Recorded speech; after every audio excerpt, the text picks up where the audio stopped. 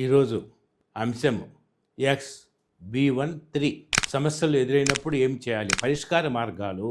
సమస్యలు ఎదురైనప్పుడు పరిష్కారం వేరే మార్గం లేదని భావించి అనేక బుద్ధిహీనమైన నిర్ణయాలు తీసుకుంటున్నారు. కానీ అది ఎవరు కూడా అలాంటి పని చేయకూడదు.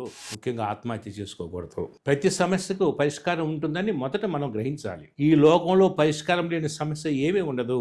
దేవునికి అసాధ్యమైనది ఏది కూడా లేదు. అందువల్ల ప్రార్థనకు మించిన ఆయుధం లేదు. దేవుని కృపకి పాత్రలు కావాలి. కొంతమంది పోలీస్ స్టేషన్లు, మహిళా మండలిని, కోర్టుల్ని, గ్రామ పెద్దల్ని ఆశ్రయించడం మంచిదే. కానీ వీరి వల్ల అన్ని సమస్యలు, క్లిష్టమైన సమస్యలు పూర్తిగా పరిష్కారం కాదు. ఎవరికైతే దైవ జ్ఞానము, లోక జ్ఞానము, మెలకువలు ఉన్నాయో మరి దైవ జ్ఞానం మెలకువలతోటి ఏం చేయొచ్చు, కుటుంబాన్ని కట్టుకోవచ్చు. పరిష్కార మార్గాలు ఏమిటి? ఒకటి, ఓర్పు అవసరము.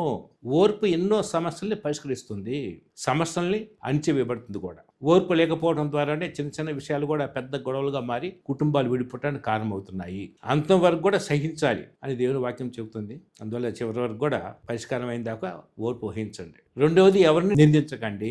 ఒక చిన్న కథ ఏంటంటే, రెండు కుటుంబాలు పక్కనే నివసిస్తున్నాయంట. ఒక కుటుంబం ఎప్పుడు కూడా పోట్లాడుతూ ఉండేవారు, మరో కుటుంబం మాట ఎంతో ప్రేమతో ఉండేవారు. మరి ఆ విషయాన్ని చూసి భార్య భర్తతో ఏమన్నదంటే, పక్కింట్లో ప్రశాంత వాతావరణం చూసి రండి, ఎందుకు వాళ్ళు ఆ విధంగా ఉంటున్నారు, కారణాలు ఏమిటో తెలుసుకొని రండి అని పంపిస్తుంది. అప్పుడు భర్త ఇంటికి పోయినప్పుడు అక్కడ ఒక దృశ్యాన్ని చూశాడు. ఏమిటంటే, స్త్రీ తుడుస్తూ ఉన్నప్పుడు పొరపాటున మరి ఏమైతే తన్నటం వల్ల భర్త బకెట్ కింద పడిపోయి నీళ్లు మరి పడ్డాయంట. అప్పుడు భర్త ఏమన్నాడంటే భార్యతోటి క్షమించమన్నది అడిగాడు. భార్య కూడా భర్తను క్షమించమన్నది. అందువల్ల అక్కడ ప్రశాంత వాతావరణం అన్నది. ఎవరి పొరపాటుకు వారు ఏం చేశారు, ఒకరొకరు నిందించుకోకుండా వారు పొరపాటు విషయమై తాము నిందించుకున్నారు. అందువల్ల ఎవరి పొరపాటును కూడా వారు గ్రహించి సర్దిద్దుకోవటం కుటుంబానికి చాలా శ్రేయస్కరం. మూడవది, విడాకులు దేవునికి అసహ్యం. సమస్యలకు పరిష్కారం విడాకులు కాదు. కారణాలు ఏవైనా సరే దేవుడు జతపరిచిన వారిని మానవుడు వేరు చేయకూడదని ఒక వాక్యం ఉన్నది. అందువల్ల వీళ్ళంత వరకు కూడా మరి ఎప్పుడు కూడా వాదోపవాదాల్లో విడాకుల గురించి ప్రస్తావన తేకూడదు. ఒకసారి జతపరిచిన వారి జీవితాంతం కూడా కలిసి ఉండాలని దేవుని యొక్క ఆశ. అది మనం నెరవేర్చుకోవాలి. నాలుగవది, మార్పు నిందటానికి ఇష్టపడాలా.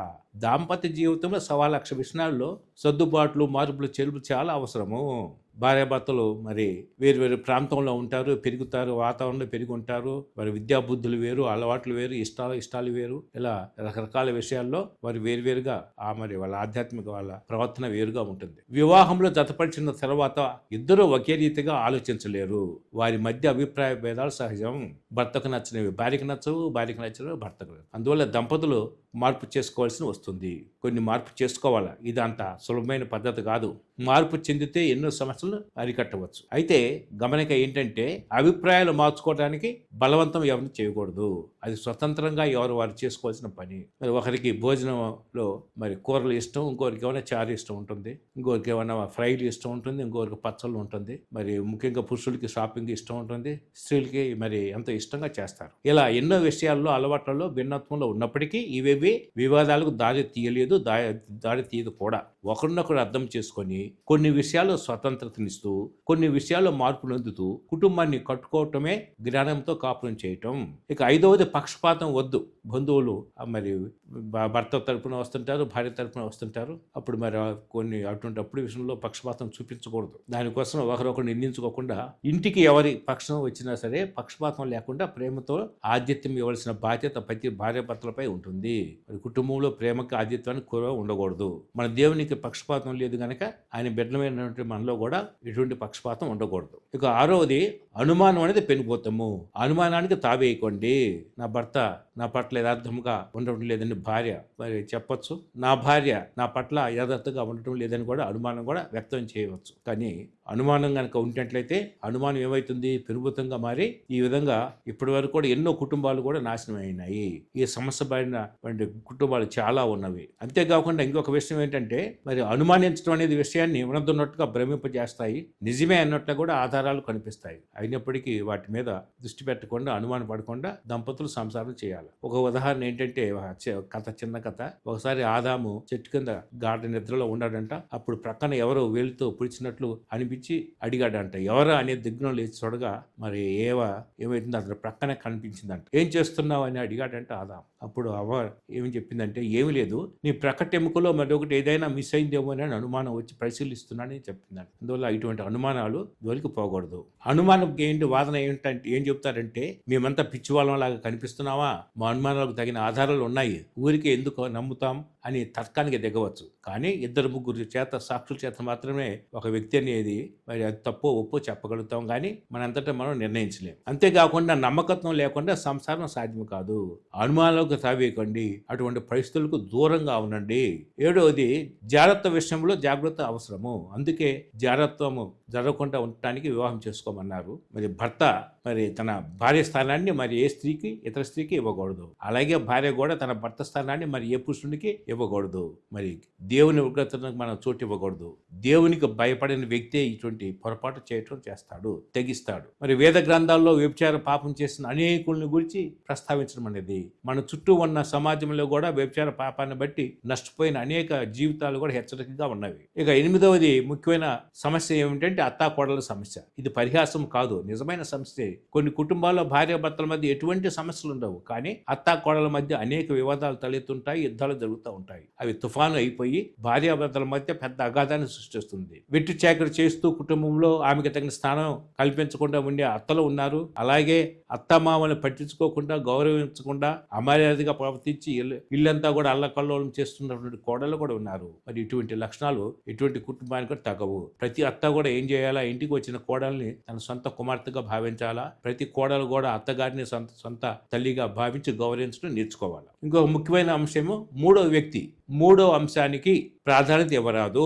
కొందరు స్త్రీలు ఏమంటారు, నా భర్త వాళ్ళ అమ్మ చెప్పిందే వేదం అంటాడు, నా మాటకు ఎలాంటి ప్రాముఖ్యత ఇవ్వడని ఫిర్యాదు చేస్తారు. కొంతమంది పురుషులు ఏమంటారు, నా భార్య పుట్టింటి మాట విని చెడిపోతుంది, ఇక్కడ ఉన్నప్పుడు బాగానే ఉంటుంది, పుట్టింటి నుంచి రాగానే ఏమవుతుందో తెలియదు, కానీ మా ఇద్దరి మధ్య పెద్ద గొడవ జరుగుతుందంటాం. అందువల్ల 3 ముళ్ళ బంధమే గట్టిదని మర్చిపోకూడదు.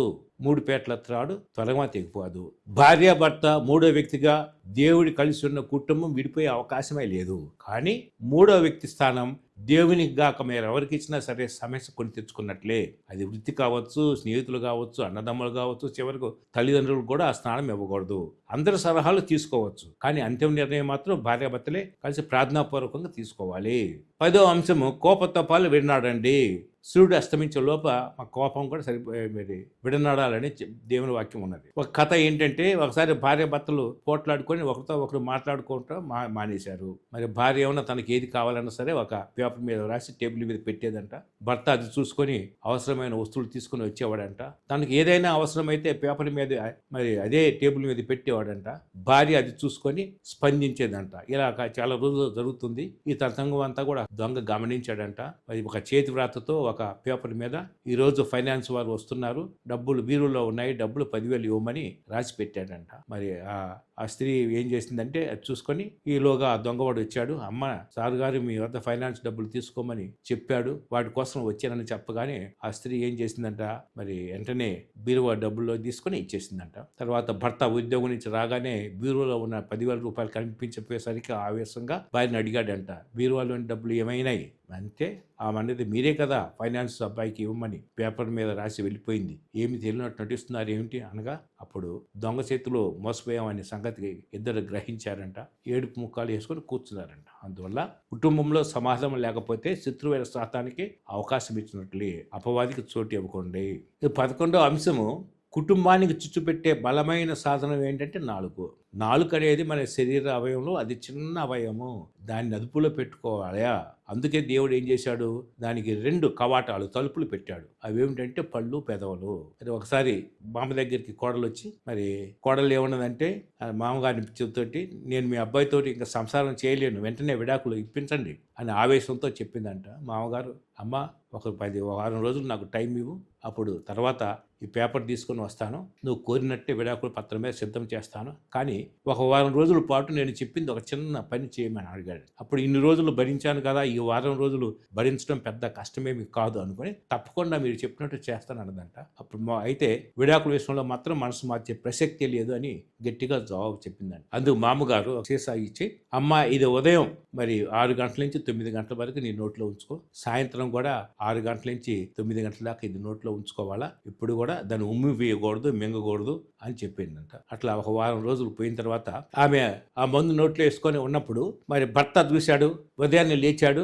ఇంట్లో వాతావరణం చూసి చాలా ఆశ్చర్యపోయాడంట. ఏంటి ఇంత మౌనంగా ఉంది వాతావరణం అంతా. అందువల్ల అతను దేవునికి ఇంకా దగ్గరగా కావాలని ఆశతో అతను ఏం చేశాడంట, దైవ పట్టణాన్ని చేస్తూ ప్రార్థన చేయటం మొదలుపెట్టాడు. ఇట్లా వారం రోజులు అయిపోయినాయి. మరి వారం రోజులు అయిన తర్వాత తన భర్త ప్రతిదినం మరి దైవ పట్టణం చేసుకోవటం, ప్రార్థించడం చూసి ఆమె ఆశ్చర్యపోయిందంట. ఈ విధంగా వారం రోజులు గడిచిపోయినాయి. మామగారు విడాకుల పత్రంతో ఇంటికి వచ్చాడు. పత్రాలపై సంతకం చేసి తనకి కోమని కోడలను అడిగాడు. ఆమె తన మామతో, ఇక ఈ పత్రంతో పని లేదు, ఈ వారంలో నా భర్తలో గొప్ప మార్పు చూశాను, మీరు ఇచ్చిన మందు చాలా బాగా పనిచేసింది అని అన్నదంట. అది ఆయన ఇచ్చింది కేవలము పిల్లల కొరకు ఉపయోగించే నీళ్లు, రంగు నీళ్లు మాత్రమే, దగ్గు మందు. ఏదైతేనేమి సమస్య పరిష్కరించబడది, ఇక అలాగే ప్రశాంతంగా జీవించండి అని ఆశీర్వదించి వెళ్ళిపోయాడంట మామగారు. గమనిక, భార్యాభర్తలు ఒకరితో ఒకరు మాట్లాడే సమయంలో మాటలలో లోపం లేకుండా చూసుకోవాలి. మన మాటల విషయంలో కూడా దేవునికి ఒక రోజు లెక్క చెప్పాల్సి ఉన్నది. నాలుకను భద్రం చేసుకుంటే కుటుంబ జీవితానికి, భక్తి జీవితానికి కూడా చాలా మంచిది. సమయోచితంగా గౌరవపూర్వకంగా మాట్లాడుకున్న సమస్యలు చోటు ఉండదు. అనురాగాలు, ప్రేమ బాంధవ్యాలు పెరిగి మనసు విప్పి మాట్లాడుకోవటం ద్వారానే సమయోచితంగా గౌరవపూర్వకంగా మాట్లాడుకున్న సమస్యలకు చోటు ఉండదు. అనుబంధాలు, ప్రేమ బాంధవ్యాలు పెరిగేది మనసు విప్పి మాట్లాడుకోవటం ద్వారానే. చిన్న గొడవల వలన కొన్ని కుటుంబాల్లో మాటలు ఉండవు. ఇది మంచి పద్ధతి కాదు, ఇది ప్రమాదం కూడా. సూర్యుడు అస్తమించేలోగా దానిని సరిచేసుకోవాలి. ఇంకా 12వ అంశం ఏంటంటే ఒకరినొకరు సన్మానించుకోండి. కొంతమంది భార్యాభర్తలు ఒకరి మీద ఒకరు జోక్స్ కౌంటర్ వేసుకుంటుంటారు. మరియు బాధ పెట్టాలని కొన్ని మాటలు మాట్లాడు, అది చాలా మంచిది కాదు. ఒకసారి భార్యాభర్తల యొక్క సంభాషణ ఎట్లా ఉండదంటే, రోడ్డుపై నడుస్తున్న గాడిదలను చూపించి మరి భర్త భార్యతో, ఇదిగో నీ బంధువులు బుద్ధి లేకుండా రోడ్డుకు అడ్డంగా నడుస్తున్నారని చెప్పాడంట. అప్పుడు ఆమె భార్య ఏమన్నదంటే, అవును, నేను పెళ్లి చేసుకున్న తర్వాత వారు నాకు బంధువులు అయ్యారు అని జవాబు ఇచ్చింది. అందువల్ల పురుషుడు తన భార్యను గణపరిచే విధంగా మాట్లాడాలి. ప్రతి స్త్రీ కూడా తన భర్తను గౌరవించి గణపరచుకోవటం నేర్చుకోవాలి. ముగింపుగా మనం ఏం చెప్పుకోవచ్చు అంటే, మనం ఆశీర్వాదానికి వారసులమగుటకు పిలువబడ్డాము. అజ్ఞాని క్రియల చేత కీడుకు ప్రతి కీడు చేసుకొనక దేవుని యందు భయభక్తులు కలిగి ఆజ్ఞలను గైకొని దేవుని జ్ఞానముతో మరి మన కుటుంబాన్ని కట్టుకోవాలి. ఈ అల్ప మానవ జీవితానికి అర్థము పరమార్థము కలిగి సమృద్ధి అయినటువంటి ఆనందాన్ని కుటుంబంలో సొంతం చేసుకుందాము గాక. దేవుడు మనల్ని అందరినీ ఆశీర్వదించును గాక.